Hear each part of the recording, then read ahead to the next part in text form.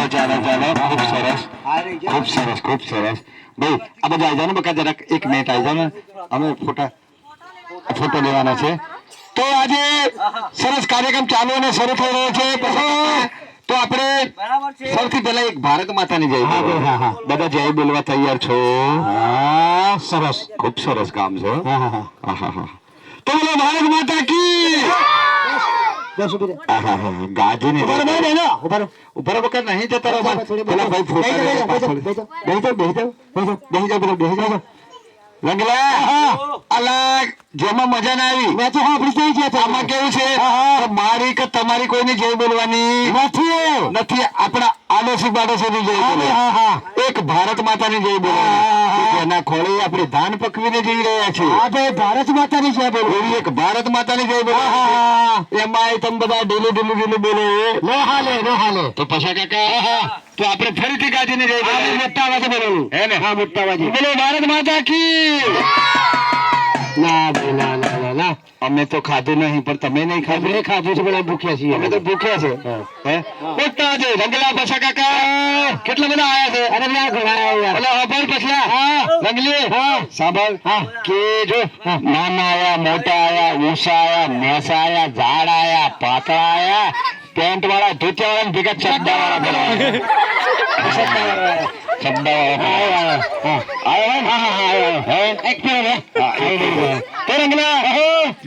તમે બધા ગાજીને જઈને બોલો ને તમારા બધા હગી હાહુ ને હાવરમ સોગન છે તમે તો બારે હમ ના કહો યાર પણ આમાં કેવું બારે સોગન કહેવાય ભાઈ હા ભાઈ હા કે જેને હાહુ હારા વાલા હશે ને એ જય બોલશે. અને બીજું આ બાળકો વિચાર કરે કે હજી તમારા લગ્ન થયા નથી, લાડો લાડી બન્યા નથી, લાડો કે લાડી બન્યા નથી, એમને જ વધારે વાલા છે. અમને ક્યાંથી સોગન લાગે? એમને વધારે વાલા છે યાર, એમને વધારે વાલા. હવે તમારે લગ્ન નથી કરવાનું આવડે છે, હવે તો ભણવાનું છે, તમારે તો ભણવાનું છે, કઈ ને કઈક બનવાનું છે, બરાબર ને? હવે લગ્ન નામ લેવાનું જ નહીં, બરાબર છે? બરાબર. માટે રંગલા એ આવો તને રામ રામ રામ રામ રામ. અને આપણા બાપ દાદા બધા ગયા ગયા ઓમ નામ બીજા ઓમ ગયા.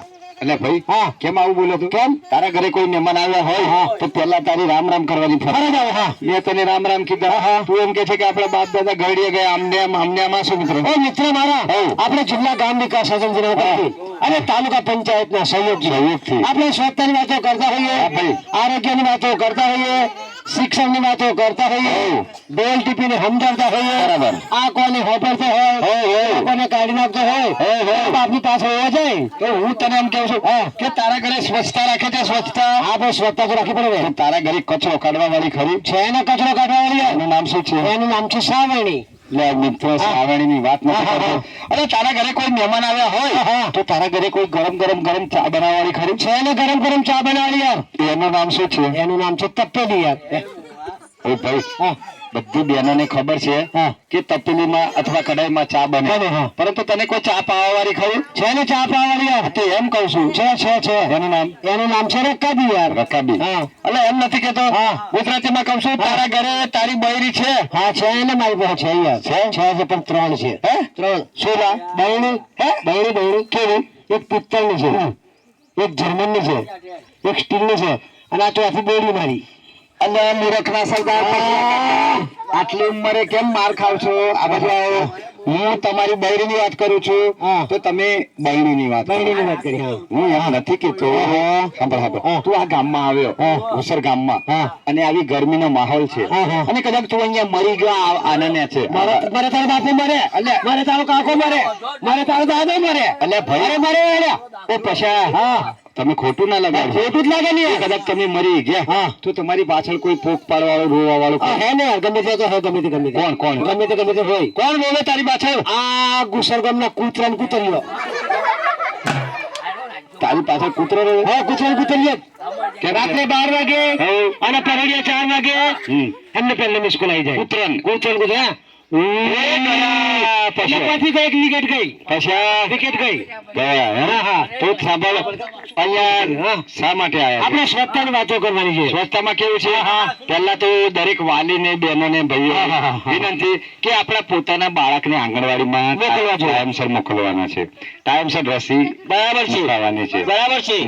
ટાઈમસર ભોજન કરાવવાનું છે, બરાબર છે? કરાવવાનું છે બરાબર. ટાઈમસર શું કરવાનું? ભોજન કરાવવાનું આંગણવાડીમાં. અને કોઈ બાળક વંચિત ના રહે, કુપોષણ ના બને, એના માટે ખાસ કાળજી. સગર્ભા બહેનો હોય, ધાત્રી માતાઓ હોય, એને આપણે આંગણવાડી પર આપણે વજન કરાવવાનું છે. સમયસર રસી આપવાની છે, સમયસર અમને નાસ્તો આપવામાં આવે છે, અને બાળકોને પણ નાસ્તો આપવામાં આવે છે. બરાબર છે? એટલે આપણે દરેક 0 થી 3 વર્ષના બાળકને આપણે આંગણવાડી પર મોકલવાના છે. બરાબર હે ને? અને બીજું કે મોટા બાળક હોય તો એમને ટાઈમસર શાળામાં મોકલવાના. બરાબર છે? આપણે જ્યાં ત્યાં ગંદકી કરવાની નથી. આ કાર્યક્રમનો ધ્યેય એવો છે કે આપણે સ્વચ્છતા ભરેલું જીવન જીવીએ. જ્યાં ત્યાં એટલે આપણા ગામમાં, આપણા ઘરમાં, આપણી શેરીમાં, આપણા મોહલ્લામાં, આપણી આંગણવાડીમાં, આપણી શાળામાં, આપણી પંચાયતમાં, આવા જાહેર રોડ રસ્તા વચ્ચે તો તમે જ્યાં ત્યાં ગંદકી કરશો તો તેના પર માખી બેસે, મચ્છર બેસે. એ માખી ને મચ્છર ઉડતા આપણા ઘર સુધી પહોંચે, વાલા ભોજન ઉપર આવીને બેસે. એ ભોજન તમે જમો. આવા નાના બાળકો જમે યાર. કેવા રોગ થાય? મોટા રોગો થાય. ટાઇફોઇડ થાય, મેલેરિયા થાય, કોલેરા થાય, જાડા થાય, ઉલટી થાય, કમળો થાય, કમળાની બેન કમળી થાય. અને આપણે પાછો નવો રોગ ચાલુ થઈ ગયો છે. નવો રોગ આ ઝાડા ઉલટી કેસ ચાલુ થઈ ગયા બીજા જિલ્લાઓમાં. આપણે સ્વચ્છતા રાખવાની છે.